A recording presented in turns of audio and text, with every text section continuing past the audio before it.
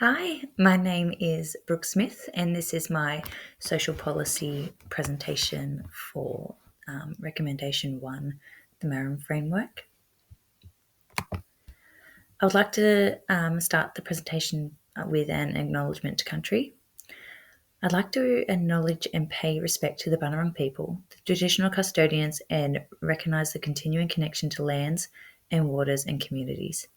I pay my respect to Aboriginal and Torres Strait Islander cultures and to elders both past and present.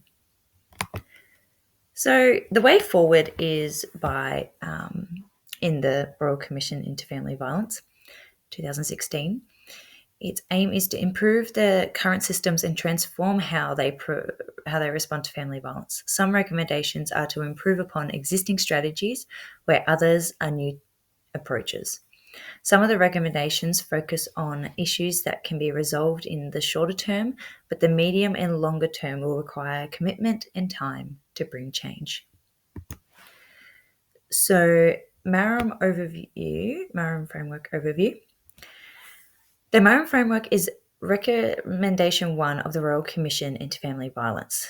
It is best practice for family violence risk assessment and management based on current evidence and research. It aims to establish a system-wide shared understanding of family violence and collective responsibility for risk assessment and management.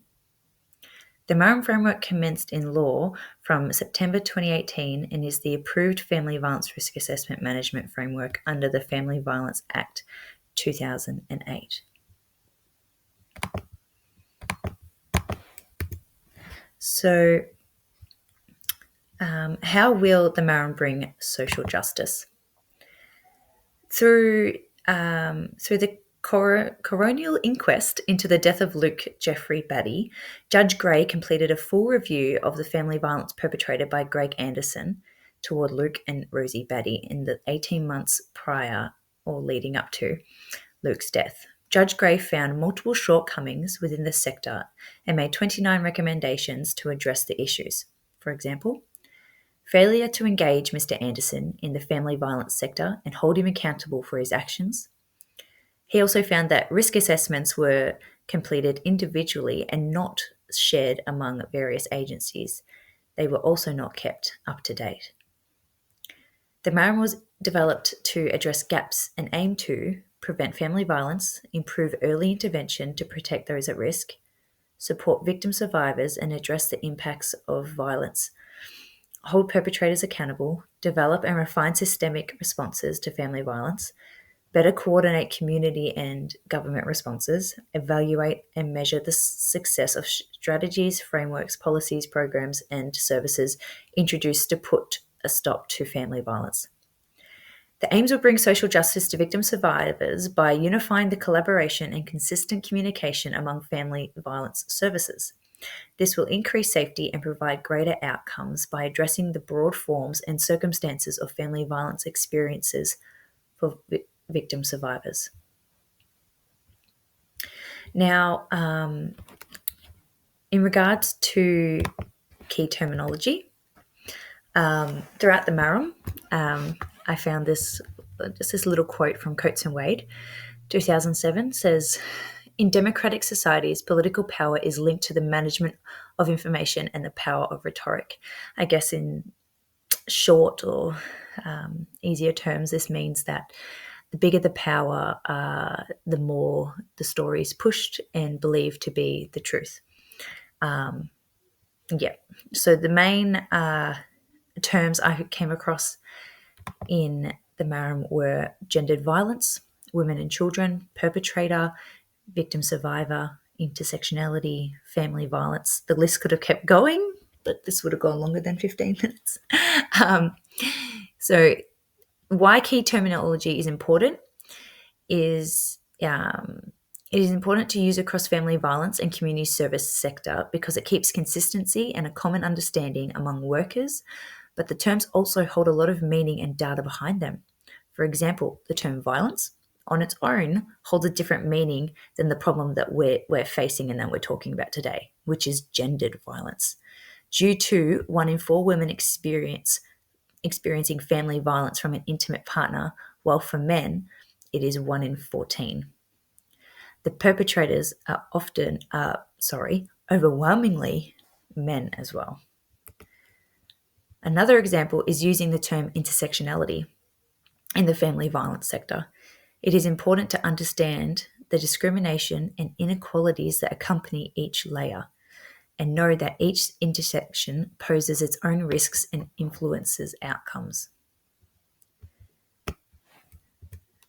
So, considering health and human rights frameworks, I've just grabbed a handful, a little handful, because as you would know, there is a lot that intersects with the MARAM.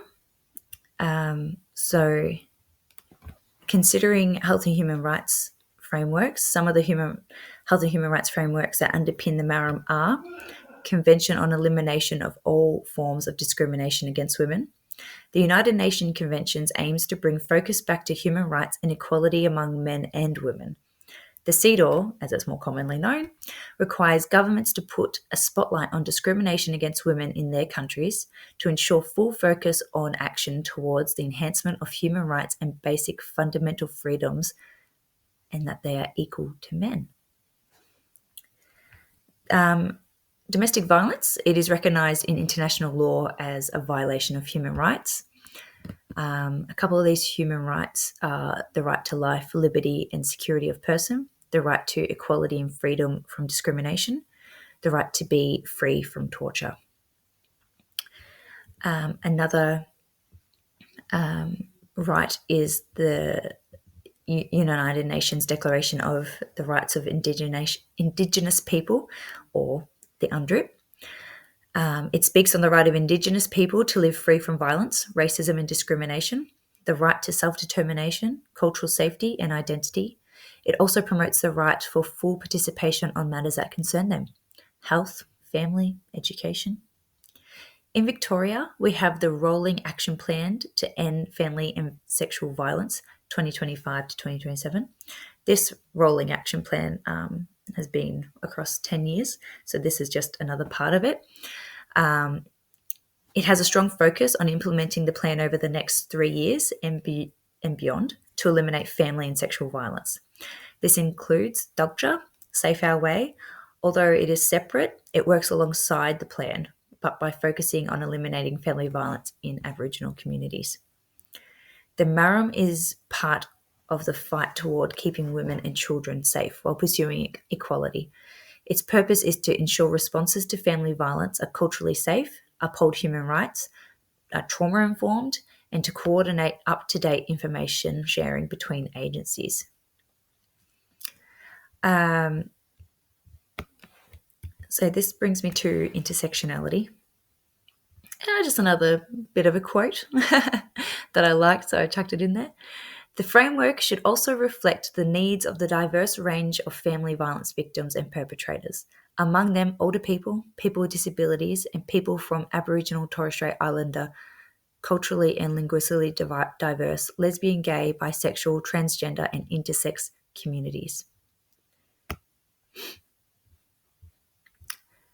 The MARAM does work within an intersectional lens, as it recognises that family violence does not discriminate. It is in every race, culture, religion, community. It is important that the MARAM is filled out correctly and stays up to date, because each intersect a person has can affect how an individual or family experience family violence, which then impacts the way service is delivered to ensure their safety is priority, correct procedures are used, and workers do not misstep and are able to deliver strong, positive, and cohesive outcomes. The theoretical framework, or one of them that underpins the MARAM, is the feminist theory.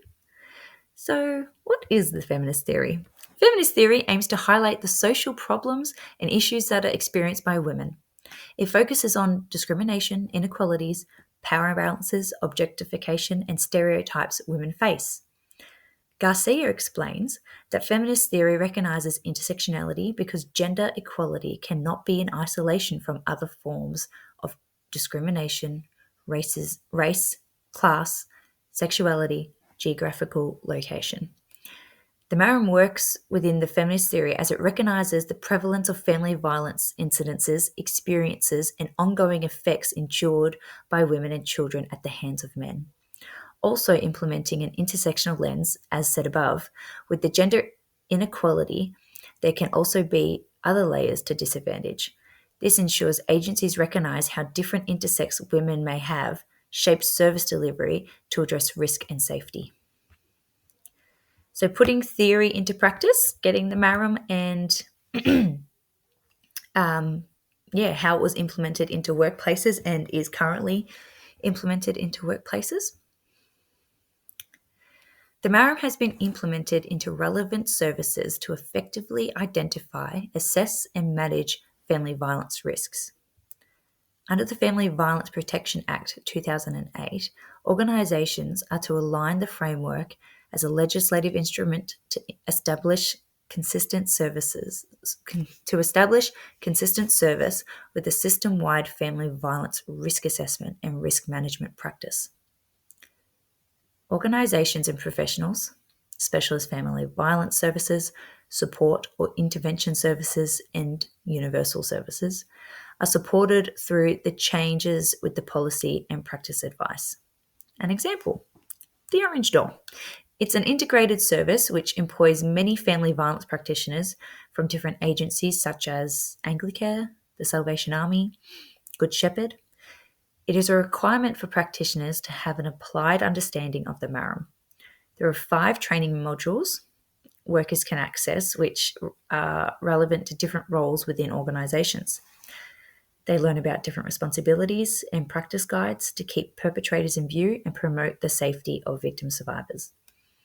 The Orange Door used the MARAM framework with most of their clients to thoroughly identify areas of risk, needs, intersectionality. Once they establish a detailed MARAM and begin to refer clients onto other services with consent, the MARAM is shared through the Family Violence Information Sharing Scheme and the Child Information Sharing Scheme, which allows these agencies to understand the client's situation and avoid the need to repeat their story. I guess you can call that trauma-informed. Practitioners use the MARAM to revisit and inform themselves of the history of their client, as well as if any new information is realised, the practitioner can keep the client's MARAM up to date. The MARAM framework has been a successful implementation into the family violence sector to prioritise the safety of women, keep perpetrators in view and accountable, streamline information sharing, which positively contributes to client service experiences. The easier and less stressful accessing services are, the more clients will engage, leading to better outcomes. Now, some gaps that were identified in the MARAM. I got a bit of help from the Family Violence Reform Implementation Monitor. Did a bit of research to find, that they had submissions, I guess, from stakeholders that from using it could find gaps that they realised certain clients' needs weren't properly met through the MARAM. So some gaps identified in the MARAM framework through Family Violence Reform Implementation Monitor are services need to provide tailored response approaches to increase cultural safety and deepen the cultural lens of mainstream services to contextualise for Aboriginal and Torres Strait Islander community members and staff. Gaps were also identified in the MARAM in relation to migrant, refugee, and culturally diverse communities, as the MARAM risk assessment does not take into account forced marriages, dowry abuse, and extended family structures within the culturally diverse communities. Lack of understanding about elder abuse and how it can be minimised as ageing. Elder abuse has its own unique dynamic of family violence, which is not adequately represented in the MARAM. Other concerns addressed by stakeholders were that the MARAM does not support effective risk identification, assessment or management for people with disability, members of the LGBTIQA+ community, or male victim survivors. It will take time, new policy and practice implementations, constructive feedback, and amendments to the MARAM to effectively improve it. Although it will be ever-changing and developing as society and communities do as well.